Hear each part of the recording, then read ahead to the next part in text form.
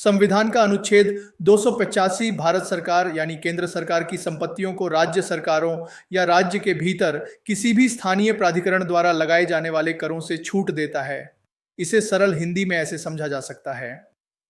अनुच्छेद 285 संघ की संपत्ति को राज्य कराधान से छूटा। यह अनुच्छेद मुख्य रूप से दो बातों पर जोर देता है। एक, केंद्र सरकार की संपत्ति पर कोई राज्य कर नहीं।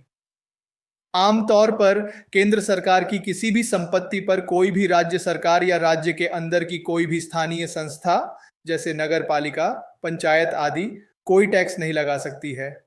इसका मतलब यह है कि अगर केंद्र सरकार की कोई इमारत, रेलवे ट्रैक या कोई अन्य संपत्ति किसी राज्य के अंदर है तो उस पर वह राज्य या उसकी स्थानीय इकाई कोई संपत्ति कर, प्रॉपर्टी टैक्स नहीं लगा सकती है।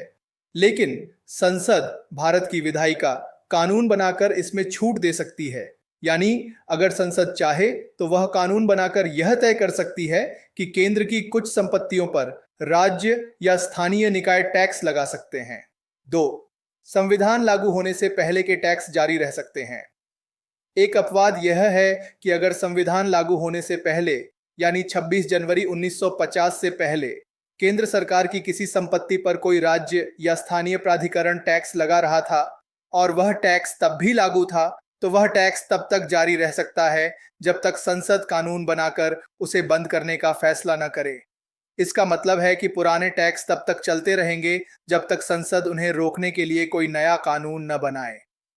संक्षेप में, अनुच्छेद 285 का सीधा सा अर्थ यह है कि केंद्र सरकार की संपत्तियों पर राज्यों या स्थानीय निकायों को टैक्स लगाने का अधिकार नहीं है, सिवाय उन मामलों के जहां संसद खुद कानून बनाकर इसकी अनुमति दे।